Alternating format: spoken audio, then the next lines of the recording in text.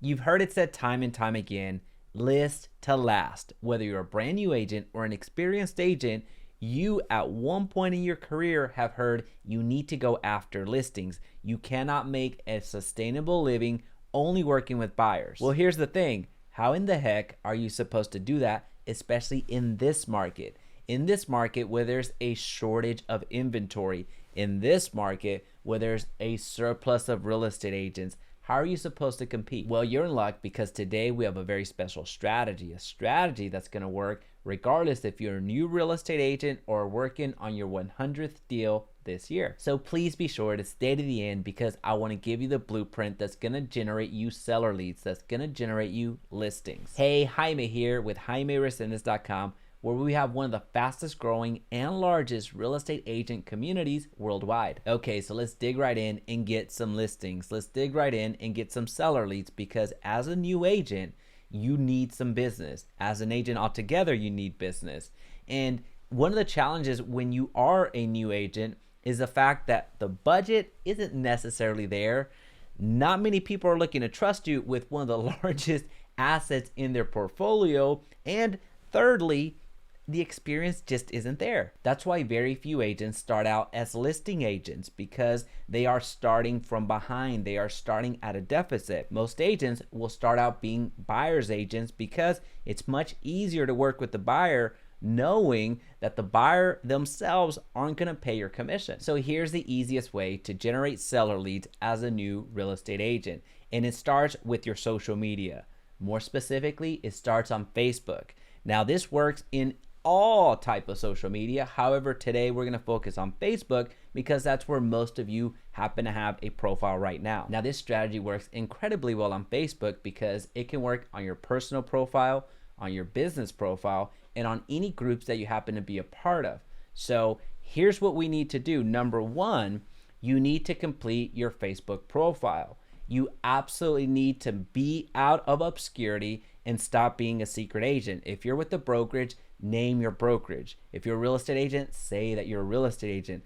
Please complete your profile. This is step one. Step number two is add the friends that are suggested to you by Facebook. Now, here's the important part.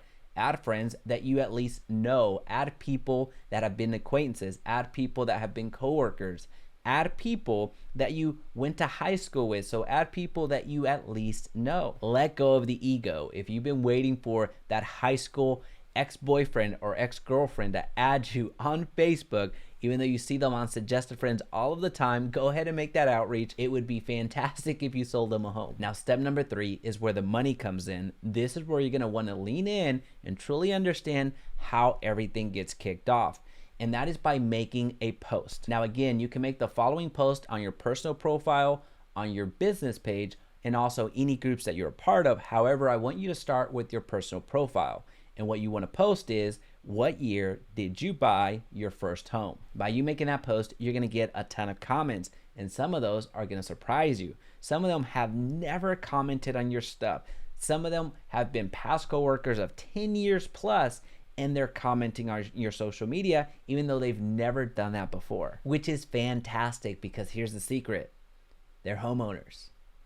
They are people that own homes. In many cases, they're actually multiple homeowners because they have rental properties.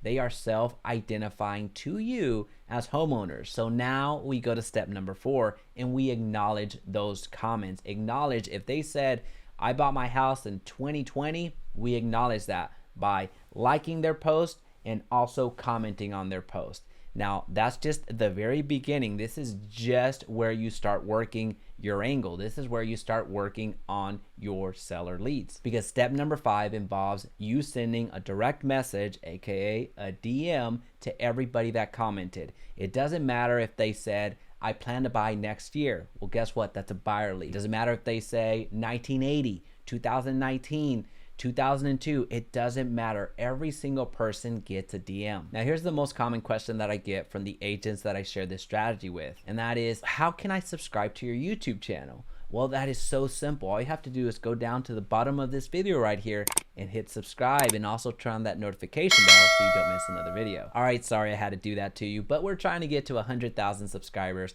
and we're a long ways away. Anyway, the most common question that I get from the agents that I share this strategy with is, what am I supposed to say? Now, here's the thing. It doesn't matter what you say. Just start a conversation.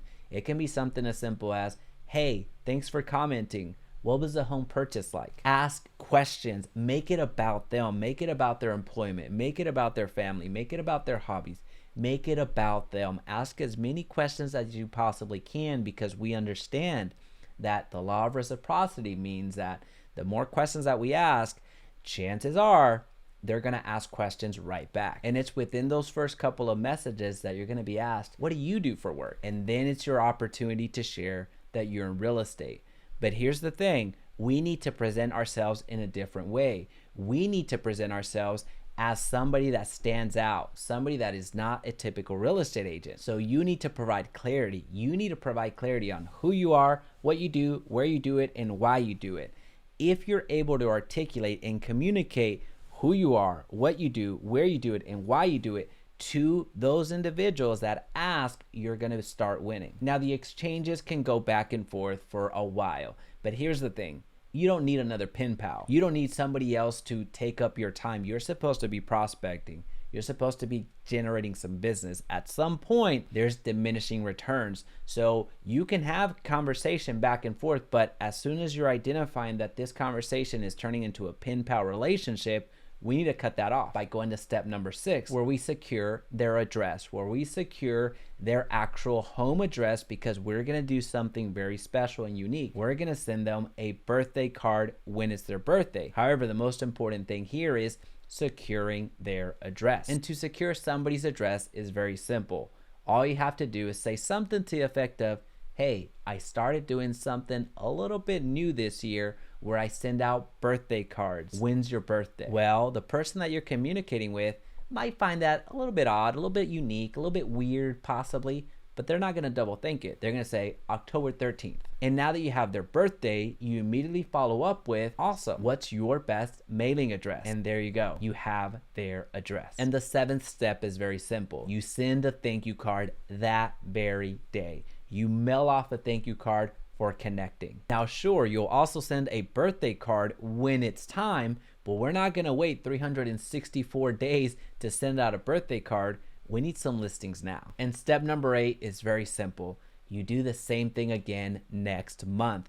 So if you did all of this exchange and you put that card in the mailbox on the 2nd of the month, then the 2nd of next month, you need to engage with those individuals again. But this time you're coming for blood, because you've already connected with those individuals in the past. Yeah, sure, maybe last month, but nonetheless, you still connected with them. You also went through the trouble of sending a thank you card. So now on step 8, when you re-engage, you can ask for a referral. And it's so simple to ask for a referral at this point. All you have to do is send them, do you know anyone that's looking to sell their home in the next 30 to 60 days or so? Now, as you keep doing this time and time again, you're gonna get better. As you keep doing this time and time again, you're going to build stronger relationships. And you're gonna find out that those individuals that you continue building relationships with are going to eventually list with you. Now, if you're watching this, please do me one quick favor. Comment listings down below if you're watching this message and if you're ready to generate more listings as of today.